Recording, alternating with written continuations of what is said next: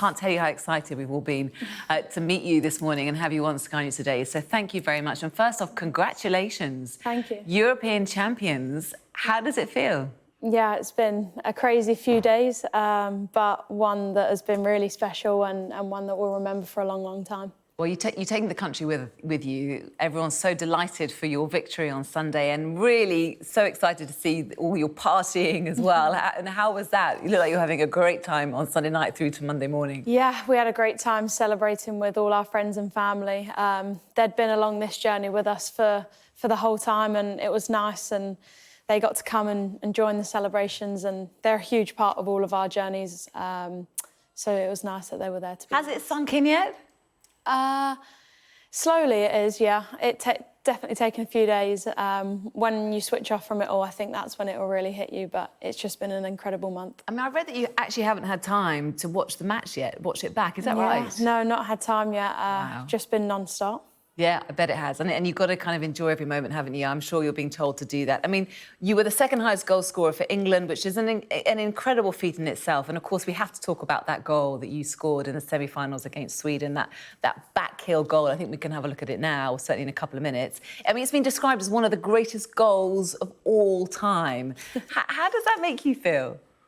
Yeah, a bit surreal, really. I don't see it as that, but it's nice that people do. I think it was... Can you talk us through it? Yeah, it was a bit of an instinctive goal, to be honest. I just remember missing the first chance and then figuring that I had to do something about it, and there was a player stood in front of me, so I couldn't turn, and the back heel was just the easiest route to goal, and luckily it went in. And you also nutmegged the goalkeeper, which is pretty impressive. Yeah, I didn't know I did that until after, because I didn't even see it go in, let alone how. So yeah, I saw that one after. I mean, it's the type of tricks that you might see in an exhibition match, isn't it? Or when you're kind of practising and you're mucking around with your teammates afterwards. Not in a semi-final of the Euro 2022. Yeah, I'm sure I've maybe done it on the playground when I was a kid or in the park with my brothers, but not sure I've done it on a stage like that before, so it was really cool. And it kind of signifies an awful lot about your team, which is, I think you've been told kind of to do what you want on the pitch and enjoy yourself and take those risks and play with joy.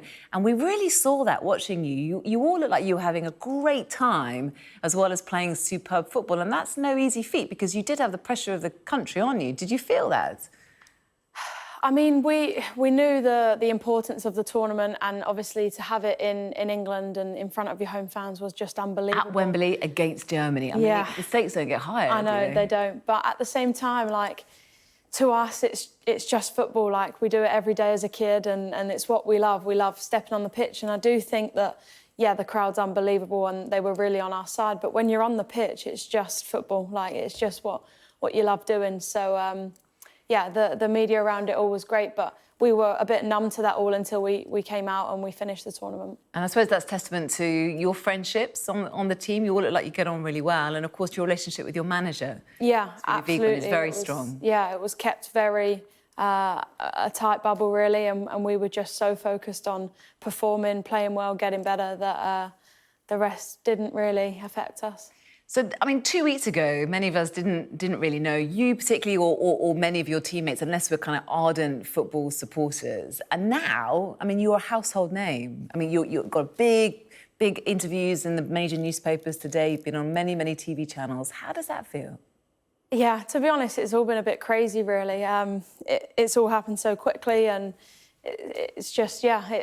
But for me, I'm just Alessia. Like, I'm just enjoying this all. I love playing football, and I love playing for England, so it's just off the back of doing something I love, so that's the most important thing. I mean, a lot of people are tipping you as the next Emma Raducanu, and of course many of your teammates as well. You potentially have an awful lot of commercial opportunities ahead of you. You've got, your future's bright anyway, but maybe even brighter now. How do you feel about that? Yeah, I mean... Would you like that? Yeah, of course. I think it's a huge part, and as a female athlete, you are a role model, like...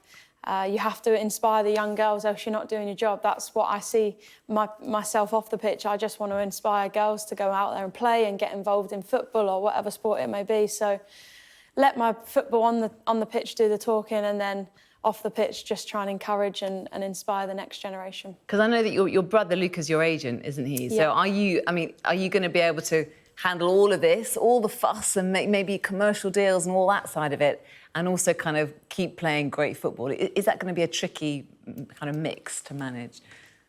I mean, for me, football's my priority. Yeah. None of this would happen without it. So that's all I can focus on, playing well on the pitch and enjoying every second of training and getting better as a player. And then the rest, everyone else can deal with, not for me. Yeah, I just deal with the football. And you sound like you've got your feet in the ground. I mean, you've got a tight-knit family, haven't you? You're off on your holidays tomorrow, so they will keep you grounded? Yeah, absolutely. I think it's a huge credit to the family. There's no point getting too ahead of yourself. It's only the beginning, and we've just won a tournament, and it's amazing, but there's still loads more that we still want to achieve. Let's talk about role models, because you mentioned that yourself. I mean, you're an enormous role model. My little girl, Mary, who's 6 years old, was watching on Sunday, and you've got a huge amount of power ahead and responsibility. How does that feel to be a role model, and also changing what it is to be a woman, like a woman who doesn't mind getting muddy and dirty and being aggressive, and it's not the usual kind of role model of femininity I certainly grew up with? Yeah, I think that's what I love about it. It's a bit different. Yeah. I've always loved sports, whether it's male, female, football, tennis, athletics. I've always grown up watching the Olympics, watching everything. So they were role models to me when I was younger. And now it feels weird saying that I'm a role model because I don't see it like that. I just go out and play on the pitch and the rest will come. But yeah, it's nice to hear the like young girls out there looking up to us all. I think we've had an unbelievable month of football, but long may it continue. We want to carry on this journey, and there's a World Cup next summer. There's lots of games coming up sooner. We got the season at Manchester United starts in a few weeks. So, yeah, I think lots more to do, but definitely enjoying the moments along the way. And you're right, this is a moment to capitalise on, isn't it? And it's not just you, it's all of us have to support women's football, don't we, to keep it in the limelight. I know that you and some other players have written to both of the Conservative leadership hopefuls, Liz Truss and Rishi Sunak, asking for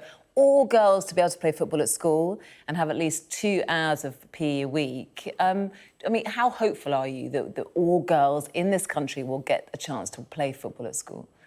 Yeah, it's crazy that it's not even a thing already. Isn't it? I remember that when I was a kid, like my route into football was through boys' football, which was okay for me, but other girls might not want to get involved unless it's a girls' team, which is completely understandable. And I think that, as we've just achieved something great, we want to achieve something even greater and help push this for the young girls out there who want to get involved in football but feel like they can't.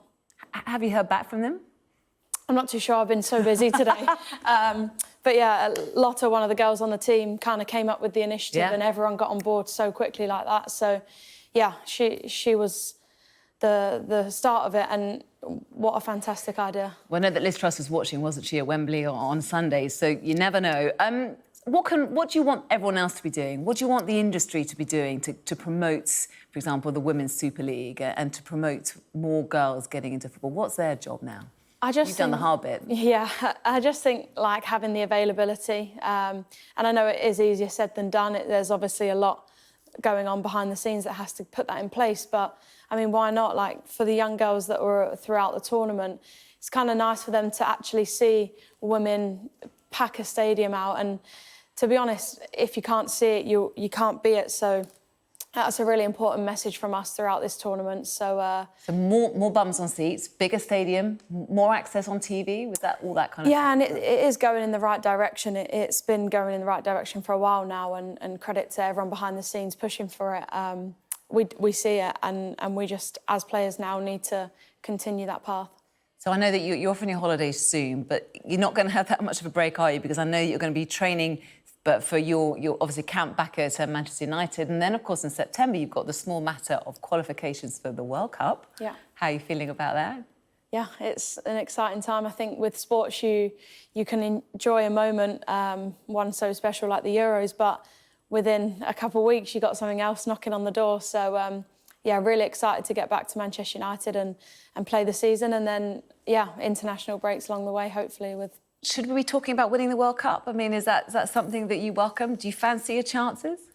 I mean, there's still a long way to go yet, but Yeah, it was a great tournament, and we put on some fantastic performances, and the girls and the competitiveness of the squad is just sky high, and the league as well, the top team, it's just stacked with top players, and yeah, you're going to do it, it's now. Time. It's an exciting time, yeah, we'll see. And finally, where are you going to keep your medal? I don't know, I need to figure this one out. We didn't get a little box or anything, so, and I'm very clumsy and a bit forgetful, so I need to put it somewhere safe. Don't Maybe lose I'll it, whatever you do. You have to find a good place in the bedroom. I'm sure it's going to be there amongst many, many other trophies to come, maybe even the World Cup. Who knows, Alessia? It's been an absolute pleasure to meet you. Thanks so much for coming on, and the best of luck.